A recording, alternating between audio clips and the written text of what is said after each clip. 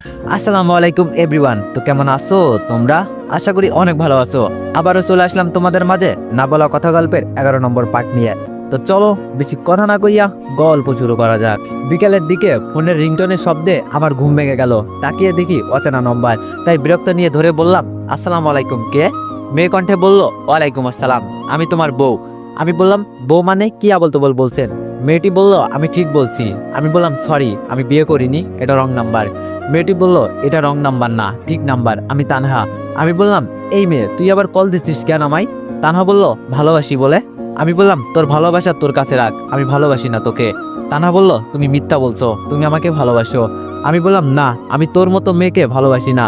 যেই মেয়ে তার ভালোবাসার মানুষকে বিশ্বাস করে না, রাস্তায় যেখানে সেখানে অপমান করতে পারে, সেই মেয়েকে আর যাই হোক আমি কেন, কেউ ভালোবাসবে না। তানহা কান্না করে বলল, প্লিজ অনিক, আমাকে একবার ক্ষমা করো। তুমি না বলেছো তুমি আমাকে কখনো ছেড়ে যাবে না, তাহলে কেন এখন ছেড়ে চলে যাচ্ছ আমাকে? আমি বললাম, বলেছিলাম কখনো ছেড়ে যাব না, তবে ছেড়ে যেতে তুমি আমাকে বাধ্য করেছো। আর কখনো আমাকে কল বা বিরক্ত করবে না। এই বলে ফোনটা কেটে দিলাম আর নাম্বারটা ব্লক করে দিলাম। দুনিয়ায় কি একটা নিয়তি, যাকে পাওয়ার জন্য তার পিছনে ঘুরতাম শুধু তার ভুলটা ভাঙানোর জন্য, যাতে তার কাছে যেতে পারি, তাকে মন দিয়ে ভালোবাসতে পারি। কিন্তু সে নিজের দূরে সরিয়ে দিল আমাকে। আমি তো তাকে সরাইনি। সে বলেছিল আর কখনো সে আমাকে ভালোবাসবে না, আর এখন আমার আগে পিছনে ঘুরছে। এগুলো ভাবতে ভাবতে আমি শোয়া থেকে উঠে ফ্রেশ হতে গেলাম। এইদিকে তানহা আমার কথা শুনে কান্না করে বলতেছে, অনেক কেন আমাকে মেনে নিচ্ছ না? আমি তো বলছি আমার ভুল হয়েছে, তুমি আমাকে যত কষ্ট দাও না কেন আমি তোমার হয়ে ছাড়বো, এই বলে দিলাম। এইভাবে আরো অনেক কথা ভাবতে লাগলো। এইদিকে আমি ফ্রেশ হয়ে নিচে গিয়ে খালামণিকে বললাম, খালা আমি একটু অফিসে যাচ্ছি, আসতে দেরি হতে পারে। এই বলে অফিসে যাওয়ার জন্য বেরিয়ে পড়লাম। কিছুক্ষণ পরে অফিসে পৌঁছে গেলাম। অফিসের কাজ শেষ করতে করতে রাত 9টা বেজে গেল। তাই আর দেরি না করে বাসায় আসার জন্য বেরিয়ে পড়লাম। কিছুক্ষণ পর বাসায় পৌঁছে গেলাম। বাসায় গিয়ে রুমে এসে ফ্রেশ হয়ে খাটে বসে মোবাইল টিপতে লাগলাম। তখন রাফি কল দিল। রাফি বলল, কি রে হারামি, কি করছিস? আমি বললাম, এই তো বসে আছি, তুই? রাফি বলল, আমিও বসে আছি, খাওয়া দাওয়া করছোস? আমি বললাম, না রে ভাই, তোদের মতো কি আমার বউ আছে যে তুলে খাওয়াবে? রাফি বলল, বউয়ের হাতে খাওয়া যে কি মজা, বিয়ে করলে কইতে পারবা। যে প্যারা দেয় হাঁটতে বসতে খাইতে, পুরো একটা ডাইনি। বাবারে, এমন জানলে আর। কানিস বলল, ওই তোকে আমি প্যারা দিই তাই না? রাফি বলল, ভাই কল রাখ, বাঁচি থাকলে কলেজে দেখা হবে, বাই। এই বলে কল কেটে দিল। আমি বললাম, শালা এখন বইয়ের পিটনি খাবে মনে হয়। ওইদিকে রাফি বলল, আরে তুমি এখানে? কানিস বলল, আমি। আর তুই কি যেন বলছস, আমি নাকি প্যারা দিই খাইতে বসতে, তাই না? আমি ডাইনি তাই না? তাহলে বিয়ে কেন করলি? রাফি বলল, আরে না বাবু, কই তুমি প্যারা দাও, কই তুমি ডাইনি? তুমি আমার এত কিউট, এত ভালো বউ, তুমি কি করে প্যারা দাও? তুমি তো শুধু আমাকে ভালোবাসো, তাছাড়া আর কিছুই না। কানিস বলল, ও আচ্ছা তাই? রাফি বলল, কানিস বলল, তাহলে ওইগুলো কাকে বলছিলে চান্দু? রাফি বলল, আরে এগুলো এমনি বলছিলাম, তোমাকে বলিনি। কানিস বলল, তাহলে কি আমার কান বয়রা? রাফি বলল, এই না না, তোমার কান বয়রা কেন হতে যাবে? কানিস বলল, তুই তাহলে আমার নামে এতগুলো কথা কেন বললি? তখন কানিস রাফির দিকে এগিয়ে যাচ্ছে। রাফি বলল, ইয়া মানে দেখো কানিস, তুমি এইভাবে এগিয়ে আসতেছো কেন? কানিস বলল, আমার লেদা বাবু থুক্কু আমার সোনা বাবুটাকে আদর করতে। রাফি বলল, এই আমার আদর লাগবে না, তোমার হাব ভাব ঠিক লাগছে না আমার, দূরে থাকো আমার থেকে। তখন কানিজ রাফির সামনে গিয়ে রাফির মাথার চুল ধরে টানতে লাগলো। আমি প্যারা দিই তাই না? আমি ডাইনি, আমি তোকে একদম সহ্য করতে পারি না তাই না? রাফি বলল, ছাড়ো প্লিজ, লাগছে তো, চুল ছাড়ো। কানিজ বলল, আমি কি আরাম করার জন্য ধরছি নাকি? তখন রাফি একটু পরে জোর করে ছাড়ালো কানিজ থেকে। রাফি বলল, এত জোরে কেউ চুল ধরে টানে? তখন কানিজ বলল, ওই ছাড়ালি কেন আমার হাত? আর আমি এইভাবেই টানি। আর শোন, তুই আজ নিচে ঘুমাবি, আমার পাশে আসার চেষ্টা করবি না বলে দিলাম। আমার নামে বদনামি তাই না? বদনামি ছোটাচ্ছি তোকে। রাফি বলল, এই বাবু আমার সোনা, এই তুমি চুল ছিঁড়ছো তা ঠিক আছে, কিন্তু এই শাস্তি দিও না আমায় প্লিজ, আমার ভুল হয়েছে, আর কখনো বলবো না। কানিজ বলল, তোমার এই মধুর কথাই আমি পড়ছি না। রাফি বলল, প্লিজ আমার লক্ষ্মী বউ এমনটা করে না। কানিজ বলল, তোর আজ কোনো কথাই শুনবো না। এইটা বলে কানিজ নিচে চলে গেল। এইদিকে রাফির সাথে কথা বলার পর খালা আমাকে নিচে খেতে ডাকে, তাই দেরি না করে খেতে গিয়ে খাওয়ার টেবিলে বসে পড়লাম। খালা খাবার বেড়ে দিল আর আমি খেতে লাগলাম। তখন খালা বলল, বাবা অনেক, এত কিছু হওয়ার পরেও তুমি আমাদের এত বড় উপকার করলা, আমরা এর ঋণ কখনো শোধ করতে পারবো না। আমি বললাম, আরে খালা তোমরা এগুলো কি বলছো? আমি কি তোমাদের ছেলে না নাকি? তোমরা আমাকে ছেলে ভাবো না? খালু বলল, আরে তোকে নিজের ছেলেই ভাবি আমরা। আমি বললাম, তাহলে নিজের ছেলে নিজের বোন বা পরিবারের জন্য কিছু করলে কি তার ঋণ হয়? খালা বলল, না। আমি বললাম, না, বুঝতে পারছি তোমরা আমাকে ছেলে ভাবো না, আমাকে পর ভাবো, তাই এরকম কথা বলছো। খালা বলল, আরে না, তোকে আমরা নিজের ছেলেই ভাবি, আর এত কিছু হওয়ার পরেও তুই আমাদের উপকার। আমি আর কিছু বলতে না দিয়ে চুপ। এত কিছু এটা শুনতে শুনতে বিরক্ত আমি। কি বলতেছো? আমি সব ভুলে গিয়েছি, তাহলে তোমরা কেন মনে রাখলা? আর যেন তোমাদের মুখে ওই কথা না শুনি, বুঝতে পারলা? খালা বললাম, তাদের সাথে আরো কিছু কথা বলে আমি খাওয়া শেষ করে নিজের রুমে চলে আসলাম। তখন দেখি আবার রাফি ফোন দিয়েছে। ফোন রিসিভ করে বললাম, কিরে বউ কেমন আদর দিল? রাফি বলল, শালা আদর বাল দিছে ওই পেত্তিটা, উল্টো মাথার চুল সব ছুঁয়ে ফেলেছে, সামান্যর জন্য টাকলা হয় নাই, আর বলছে রাতে যেন নিচে ঘুমাই। আমি একটু হাসলাম। রাফি বলল, হাসলি? আরো জোরে হাস। যখন আমার বউ নামক পেত্নির মতো একটা নিজের ঘাড়ে উঠবে, তাহলে বুঝবি কত ধানে কত চাউল। আমি বললাম, ওই শালা, ভাবিকে কেউ পেত্নি বলে? আমার কত সুন্দর একটা ভাবি। রাফি বলল, তো পেত্নিকে পেত্নি বলবো না তো কি বলবো? শালা, এত সুন্দর করে বললাম এই শাস্তি না দেওয়ার জন্য, কিন্তু আমার একটা কথা শুনলো না ভাই। পেত্নি হলো আমার কথায় পটে যেত। ওমা, তাই বুঝি? রাফি বলল, এই অনেক, তোর গলা মেয়ের মতো কিভাবে হলো? এতক্ষণ তো ঠিক ছিল। আমি বললাম, শালা আজ তো শেষ দিন, কাল বিরিয়ানি খেতে যাব, কেমন? রাফি বলল, এই তোকে বলছি এক কথা, তুই বলতেছিস আর এক কথা, কিছু বুঝতে পারলাম না। আমি বললাম, তোর বোঝার দরকার নেই, বেঁচে থাকলে বলিস আর না থাকলেও বলিস, এখন রাখি, এই বলে কেটে দিলাম। আজ শনি আছে রাফির উপর। নিজে নিজে হাসতে হাসতে কথাটা বলে চলে গেলাম। এইদিকে রাফি বলল, কি হলো, এটা কি বলে গেল? কিছুই বুঝতে পারলাম না, কিন্তু যাই বলুক মেয়েটার কণ্ঠ অনেক সুন্দর। ইস, কণ্ঠ যদি আমার বইয়ের হতো, কিন্তু ওইটা তো একটা পেতনি। ও তাই নাকি? রাফি বলল, এটা তো সেই মেয়ের কণ্ঠ, কিন্তু এখন তো আমি ফোনে কথা বলছি না। তাহলে? কানিজ বলল, একবার পিছনে তাকা শালা, আমি পেতনি তাই না? মেয়েটার কণ্ঠ অনেক সুন্দর তাই না? রাফি বলল, এই আমার ভুল হয়ে গেছে, কখনো বলবো না, আজকের মতো ছেড়ে দাও। কানিজ বলল, তোর ভুলের কথাই আগুন, ভাবছিলাম তোকে ক্ষমা করে দিব, কিন্তু তোর মনে যে এটা আছে আমি জানতাম না। এটা বলে রাফিকে মারতে শুরু করে দিল। রাফি চিৎকার দিতেছে আর বলতেছে, অনেক, তোরে আমি ছাড়বো না শালা, তোর জন্য আমি এত মান কাটছি পাই। সকালবেলায় ঘুম থেকে উঠে ফ্রেশ হয়ে কিছুক্ষণ পড়লাম, কারণ কাল পড়তে পারি নাই। পড়া শেষ করে রেডি হয়ে কলেজে গেলাম। দেখলাম আম গাছতলায় জুয়েল, আবির, লিমা এরা সবাই বসে আড্ডা দিচ্ছে, তাই আর দেরি না করে তাদের কাছে গেলাম। তখন জুয়েল বলল, কিরে লাগবে আমাদের ভুলে গেলে নাকি, কোনো খবরই নাই? আমি বললাম, খবর ছিল না, তা অনেক কাজ ছিল, কিন্তু লাং আসবে কোথা থেকে আমার?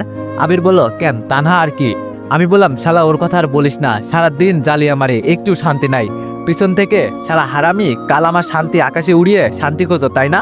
তার কথা শুনে আমরা সবাই পিছনে তাকিয়ে দেখলাম রাফি। আবির বলল, কিরে চমলক্ষ, তোর এই হালকে করলো, মুখের পুরা ক্যাচিং পাল্টালো কেডা? এমন লাগতেছে যে তুই রাতে কারো রান্না চুরি করে খেতে গিয়েছিলি, ধরা খেয়ে তারপর কেলানি ফ্রিতে পাইছোস।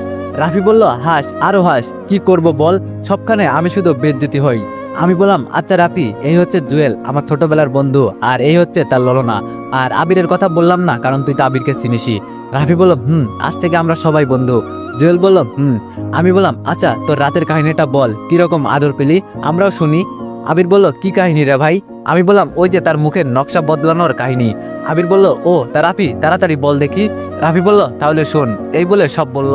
তার বলার পর আমরা সবাই হাসতে লাগলাম। তখন রাফি বলল, শালা মজা নাও, আমার টাইম আসবে, আমিও নিব মজা, বিশেষ করে তোর অনেক। আমি বললাম, শালা বেশি কথা বলবি, কানিজকে ফোন লাগিয়ে বলমু, এইখানে তোর আদরের জামাই মেয়ের পিছনে ঘুরঘুর করতেছে। রাফি বলল, এই না ভাই, আবার এই কথা বলিস না, তাহলে আমাকে তোরা আর খুঁজে পাবি না। তখন তানা পেছন থেকে এসে বলল, আরে দোলা ভাই, তুমি এখানে কেন? কানিজের সাথে সময় কাটাবা তা না করে এখানে কি? আর তোমার এই হাল করছে কে? আবির বলল, আরে তানা ভাবি, টুকু আপু কানিজ ভাবি করেছে। আমি তানাকে দেখে সেইখান থেকে চলে আসলাম আরেক জায়গায়। তানা এইদিক ওইদিকে তাকিয়ে, ও সমস্যা নাই দুলা ভাই, প্রথম একটু একটু এরকম হবে, পরে ঠিক হয়ে যাবে। লিমা বলল, আরে কি খুঁজছেন, তোমারে দেখে চলে গিয়েছে ওইদিকে। তানা লজ্জা পেয়ে বলল, আরে না, আচ্ছা তোমরা থাকো, আমি আসি আমার কলিজার কাছ থেকে। এই বলে তানা চলে গেল। রাফি বলল, কিরে আবির, এটা কি হলো? তানা অনেককে সহ্য করতে পারে না তাহলে? আবির বলল, তাহলে শুন, তারপর সব বলে দিল। রাফি বলল, কাম ছাড়ছে, আলা কত বড় অভিমানী তা আমি জানি, মনে হয় না মেনে নিবে। জুয়েল বলল, সব হবে আমরা যদি তানার পাশে থাকি। রাফি বলল, তোরা থাক, আমি নাই। এই বলে রাফি ক্লাসে চলে গেল। এইদিকে সেইখান থেকে আসার পর একটা গাছের নিচে বসলাম, মাত্র একটা মেয়ে এসে বলল, হাই, আমি কি আপনার পাশে বসতে পারি? আমি মেয়েটার দিকে একটাবার তাকিয়ে বললাম, কেন না, বসেন। মেয়েটা আমার পাশে বসে পড়লো আর বলল, আমি সুমনা, আপনি? আমি বললাম, ডাউনলোড হওয়ার পর থেকে জানতে পারি আমার নাম অনিক। সুমনা একটু হেসে বলল, আপনি ভালো মজা করতে পারেন। আমি বললাম ধন্যবাদ। সুমনা বলল, আচ্ছা আপনি আপনি করে কেন বলছি, আমরা তো সেম ইয়ারের, তাই তুমি করে বলি। আমি বললাম তার সাথে হেসে হেসে কথা বলছি, তখন চোখ গেল সামনের দিকে, দেখি তানহা রাগী লুকে আমার দিকে তাকিয়ে আছে। তখন সুমনা বলল, আচ্ছা আমরা কি বন্ধু হতে পারি?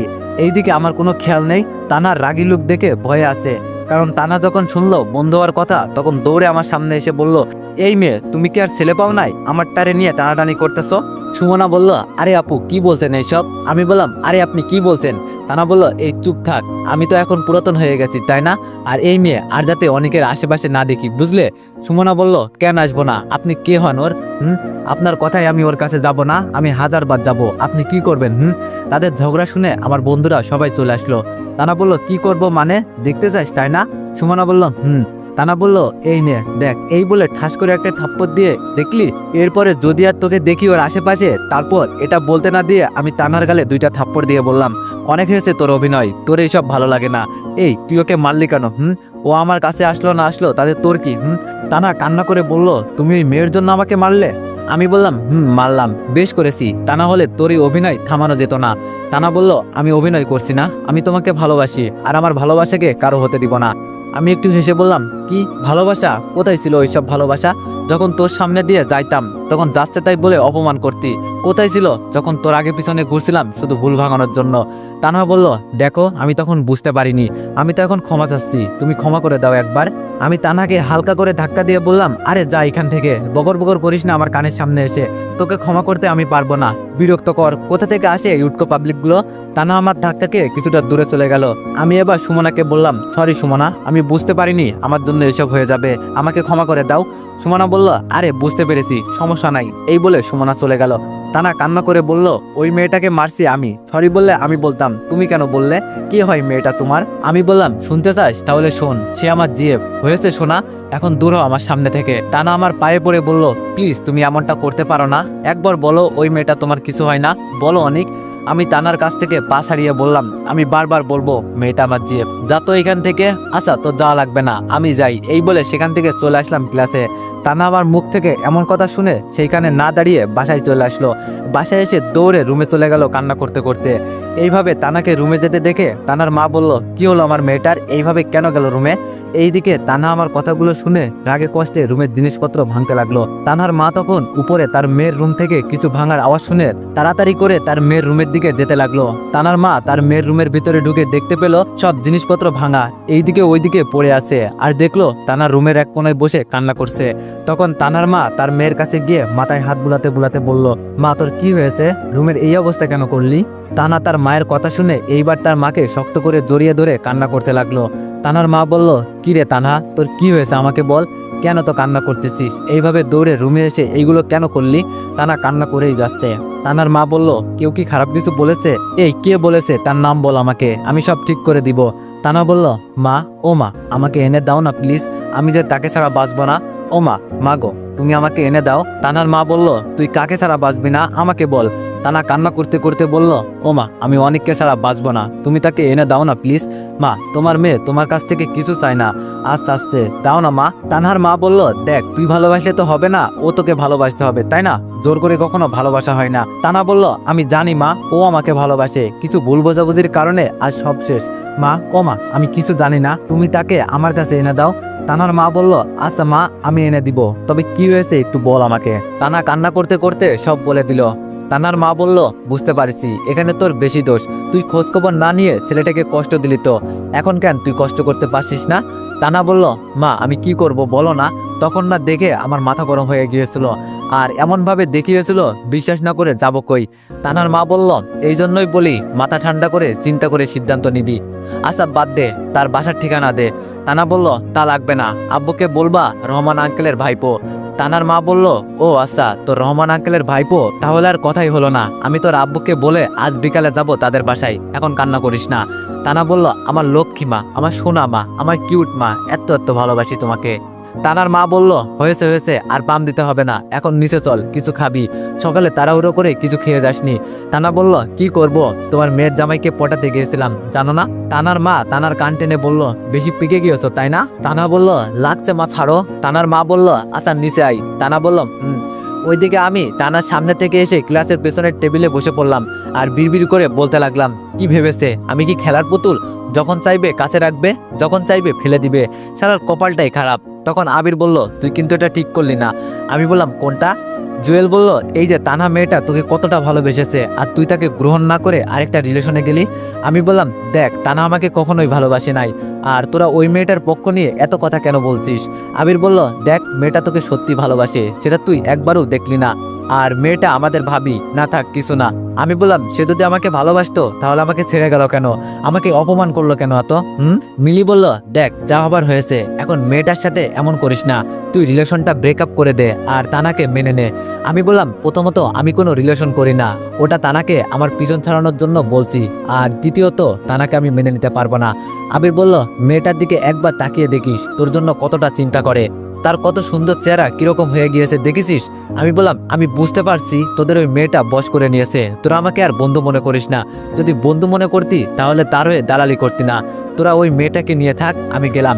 এই বলে আমি সেইখান থেকে উঠে চলে আসলাম একটা জায়গায়, দেখলাম আবির জুয়েল অনেক কল দিতেছে, তাই আমার মাথা গরম হয়ে গেল আর বিরক্ত নিয়ে মোবাইলটা বন্ধ করে দিলাম। মনে মনে ভাবতে লাগলাম, শালার কেউ আমাকে বুঝতে পারলো না আজ পর্যন্ত, সবাই শুধু তাদেরটা ভাবে, শুধু তাদের মন আছে, তাদের ভালোবাসা আছে, তাদের অভিমান আছে, অভিযোগ আছে, সব তাদের, আমার কিছুই নেই, এইসব ভাবতেছি। ওইদিকে আবিরা সবাই আমাকে খুঁজতে লাগলো, কিন্তু কোথাও পেল না।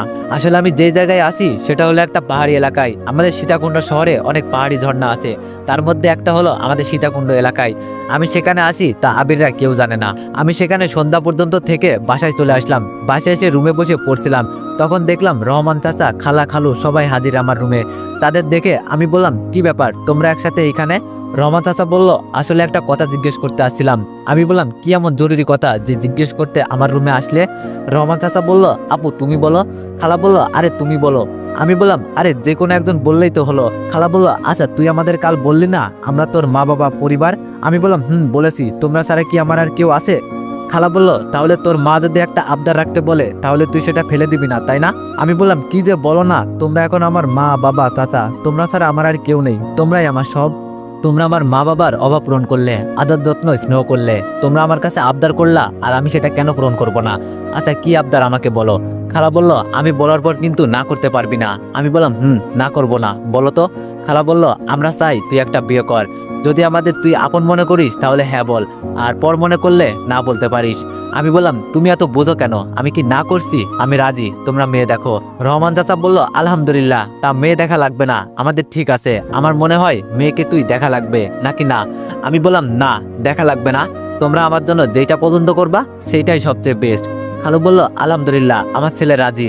আচ্ছা বাবা, নিচে আয় খাবার খেতে। এই চলো আমরাও যাই। রুমানা, তাড়াতাড়ি টেবিলে খাবার সাজাও দেখি। আরেকটা কথা। আমি বললাম, কি? খালা বলল, শুক্রবারে তোর বিয়ে। আমি বললাম, কি এত তাড়াতাড়ি কেন? খালু বলল, তারা চাচ্ছে বিয়েটা তাড়াতাড়ি হতে। আমি বললাম, তাই বলে এত তাড়াতাড়ি? বিয়ের ঝামেলা বুঝতে পারছো?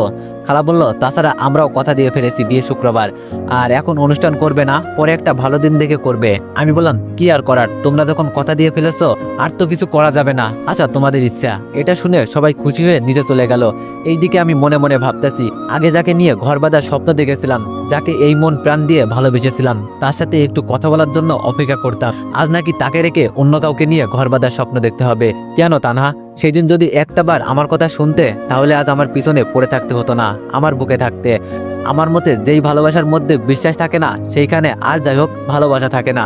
এইগুলো ভাবতেছি, তখন খালা আবার ডাক দিল, বাবা অনেক খেতে আসো। আমি বললাম, আচ্ছা খালামণি। এই বলে চোখের জল মুছে বেসিং থেকে মুখ দিয়ে নিচে চলে গেলাম খাবার খেতে। খাবার খেয়ে রুমে এসে মোবাইল বন্ধ থেকে খুললাম, তখন দেখি আবির জুয়েল 200+ কল। তখন আবার দেখি জুয়েল কল দিল। কল কেটে দিয়ে মোবাইল সাইলেন্ট করে বালিশের পাশে রাখতেই যাব, তখন দেখি রাফির কল, তাই ধরলাম। আমি বললাম, হ্যালো। রাফি বলল, রাত তোর হ্যালো, সেই বিকাল থেকে কল দিচ্ছি, মোবাইল বন্ধ কেন? আর আবিরের সাথে রাগ করলি কেন? আমি বললাম, ওই মেয়েটার জন্য তারা আমার বন্ধুও ওই মেয়ের পক্ষ নিয়ে কথা বলে, তাই সেখান থেকে রাগ করে চলে আসছি। রাফি বলল, আমাকেও বলছিল তানার পাশে থাকার কথা, কিন্তু থাকিনি। আমি বললাম, আচ্ছা তুই তো জানিস বন্ধু, ওই মেয়েটা আমার সাথে কেমন আচরণ করছে, তারপরেও কিভাবে আমি তাকে আপন করব বল? তার মধ্যে তারা আসছে আমাকে তার হয়ে বুঝাতে, আমি কখনো তাকে আপন করতে পারবো না। রাফি বলল আচ্ছা বাদ দে ওইসব, তা একটা কারণে মোবাইল বন্ধ রাখবি? আমি বললাম আরে মোবাইল ভালো লাগছিল না তাই বন্ধ রাখছি।